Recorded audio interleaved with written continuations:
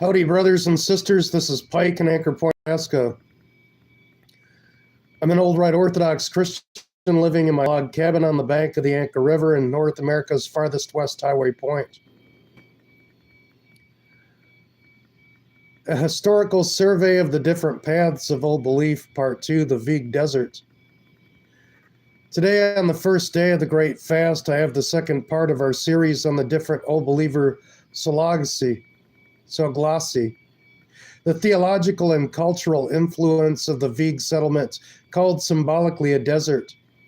It was in reality a large monastic settlement called symbolically a desert.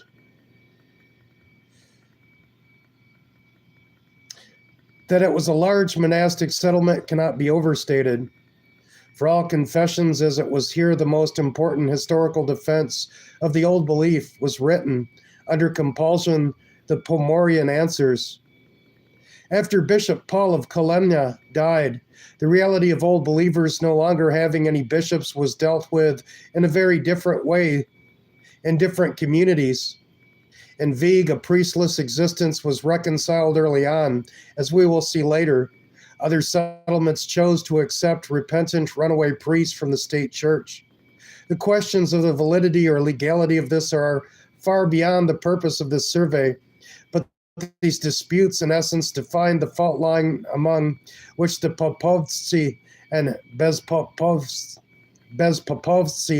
parted ways.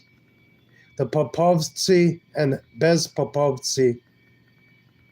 Our website hosts many articles from both perspectives on this point, as well as many resources in general from both perspectives. It should be stated that the purpose of the Substack is not to advocate for one or the other, but to share and educate. I'm aware that this will seem deficient to some.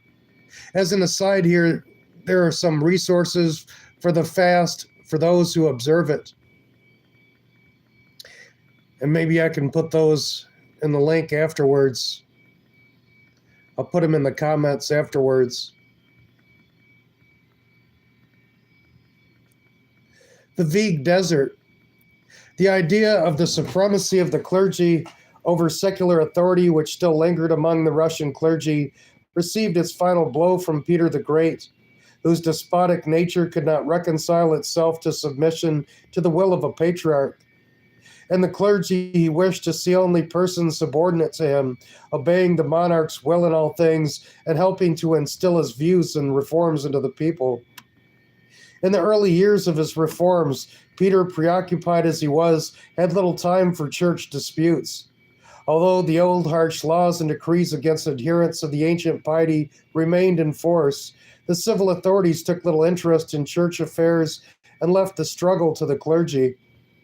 But in 1714, having learned from Bishop Petrium the number of people holding the old faith was very great, Peter decided to turn them into a new source of state revenue. To this end, he ordered a double poll tax to be imposed on all who adhered to the old faith, while permitting them to register openly without doubt or fear. Thus, our Peter openly acknowledged the existence of the old believers and, in a sense, granted them sanction from open existence within the state. At the same time, however, there arose before the people of the old faith, most of whom were forced to hide in the forests on the outskirts of the realm, where they built monasteries and settled around them with their families, or crossed the border into Lithuania, Poland, Courland, Prussia, and elsewhere. The question of how to organize their own church. Until then, the defenders of the old faith had still been able to hope for reconciliation with the new ritualists, or more accurately, with the new ritualists, that the new ritualists would return back to the old faith. But with the beginning of Peter's reforms, seeing his turn toward the West and his disdain for church affairs, they had to abandon all such hopes and set about working on the foundations for independent existence. The question of priests was especially acute. It has already been said that after the death of Bishop Pavel of Kolomna, who had not managed to order a successor, there remained no bishops of the old faith. There was no one to ordain new priests, and the old ones were gradually dying out. Thus arose the question, how were they going to continue? A search began for a way out of the situation, which led to the fragmentation of the old belief into various sects. The question of the priesthood was resolved in the most diverse ways. Some set out in search of any bishops of ancient piety who might by chance have survived somewhere. Searches that went on for about 150 years and yielded no results. Others began to accept runaway priests from new ritualists. Still, others decided to manage entirely without priests. It has already been mentioned that the consequence of Princess Sophia's harsh decrees was the flight of old believers into the forests and abroad. The chief places of old believer settlement were the Kazernets, forests among the Kurzenets, forests along the Kurzenets River, where the Kurzenets monasteries were founded. The Starodub forest in Chernigov province, the Don, the Siberia, and the Pomorye.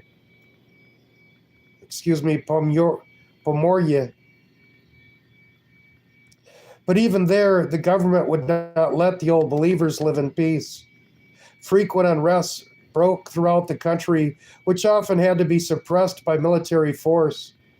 The result was terrible spread of self-immolation or voluntary starvation.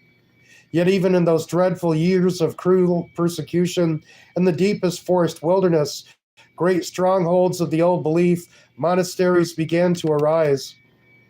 One of the most renowned monasteries in the old belief was the Vig Monastery in Pomorye, near the great lake Vig on the Vig River. Its founder was Daniel Vikolov, who became its first superior. The desert was established in 1694. Its historian Ivan Filippov, speaking of its beginning, says, "There gathered together into this common life men chosen by God. Daniel, the golden rule of Christ's meekness, Peter, the vigilant eye of the church rule, Andre, the precious treasure of wisdom, Simeon, the sweet-voiced swallow and unceasing mouth of theology, and other wondrous men, lamps of true piety and storehouses of honorable virtue." Thanks for joining me, brothers and sisters. In 1702, after the departure of the hero monk Pafnuti from Solovki, the question arose of choosing a chief superior for the desert. When Danil refused, Andrei Denisov was elected. The brothers Andrei, 1674 to 1730, and Semyon, 1682 through 1741. Denisov came from the noble princely family of Meshetsky. From childhood, both firmly held the old faith, having been instructed by the Solovetsky monk Ignati.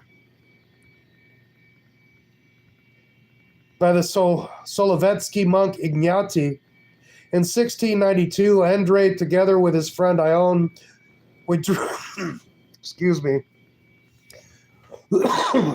withdrew into the desert forests, where they led an exceedingly strict life and endured many hardships. Soon, Andrei met Danil Vikolov, and together with him founded the Vig community. Thither came Andrei's sister, Solomonia, and many other people began together.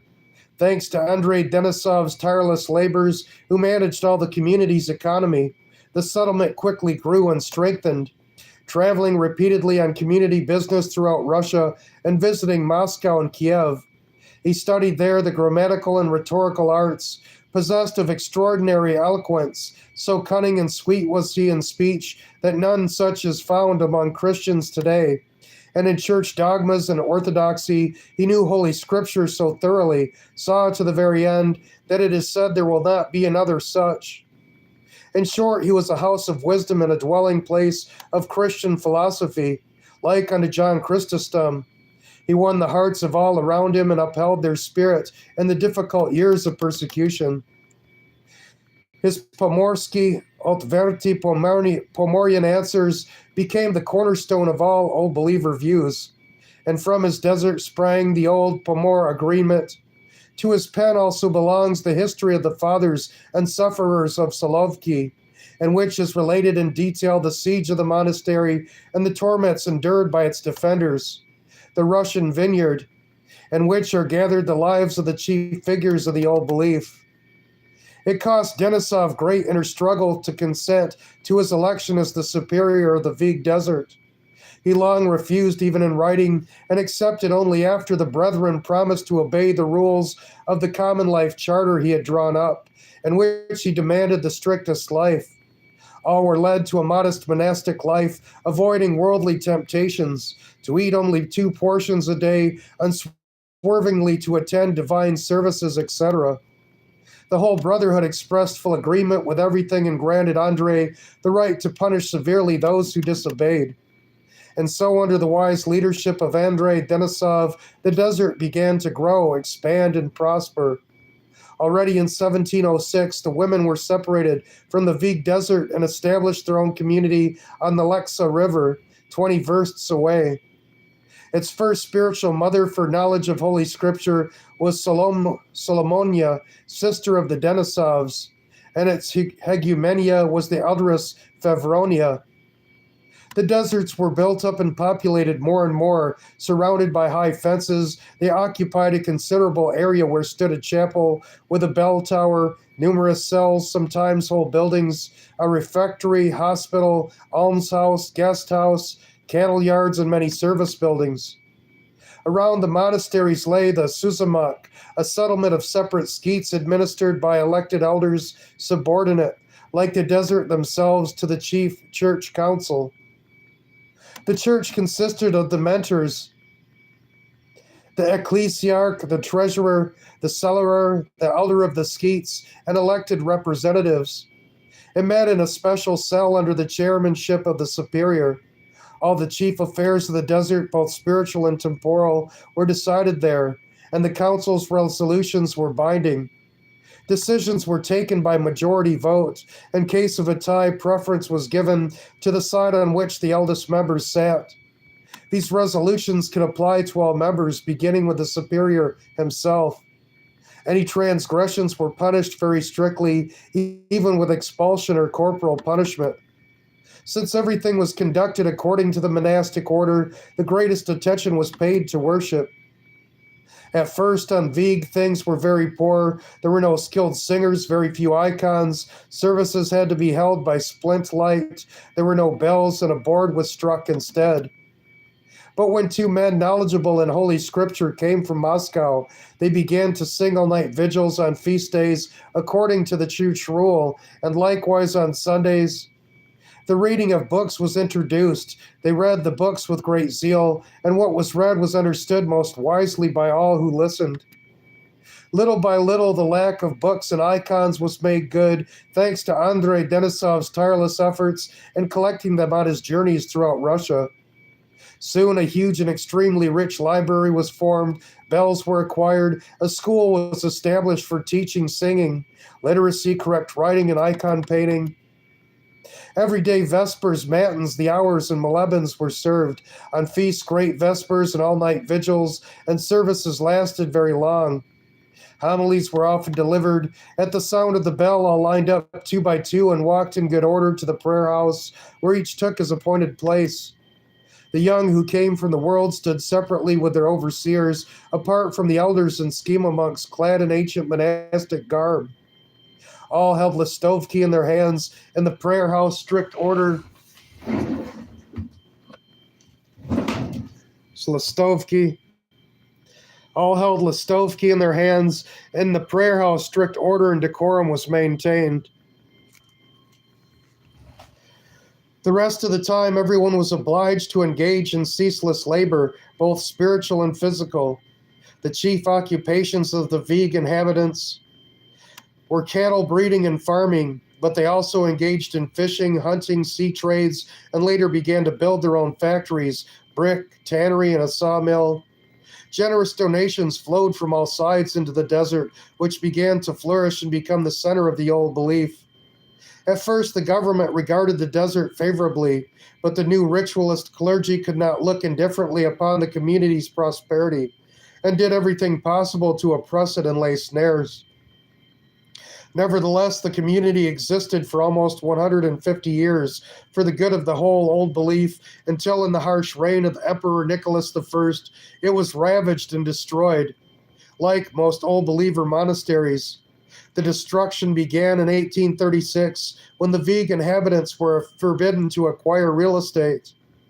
In 1837, 13 bells were sealed and ringing taken away. In 1854, the desert and skeet were closed. The old believers expelled, and the peasants from Pskov province settled in their place. The prayer houses were given to the new ritualists. A new ritualist parish was opened. An entire region was laid to waste, and a rich land turned into a desert. Yet the existence of the Vigue Desert was not in vain and left a deep mark on the entire life of priestless old belief. Its tireless leaders, Andrei and Semyon Denisov, besides organizing the community, cared also for the ordering of the whole old belief. To this end, together with the other experts, they performed the enormous labor of compiling the Pomorsky of Otverty Pomerian answers. So this is a story on the old belief. Ironically, from my reading, I'm not a priest, but a lot of what I've read, they've kind of held on to some things in Orthodoxy that were lost when Islam took over control of Greece and Turkey. So it's kind of ironic that the original Orthodoxy was held fast to in Russia, while Turkey and Greece lost a lot of it when they were occupied by the enemy. And the reason that they were occupied by the enemy is that the Roman Church wanted to take power away from them. They tried to promise them that they'd help them to overcome their enemies, when in fact they were deceitfully trying to destroy Orthodoxy. Hence, that's why I'm Orthodox.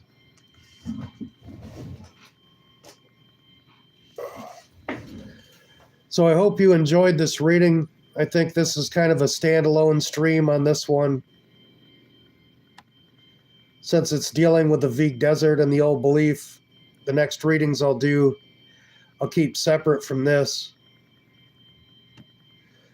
So I think I'm going to make myself a cup of coffee. This cold has just been holding on, so forgive my stumblings in reading. Every once in a while, I end up still having to cough. Sure is a strange cold. Kind of tired of all these exotic flus and colds that have been going on since the COVID-19. I don't even dare say it because the censors will take down the channel. But I love you, brothers and sisters, and thank you so much for joining me. And I'll be back in a little bit. I love you all. God bless. I'll probably be back on in like 20 minutes or so. We'll do some more Orthodox reading. I love you all. God bless.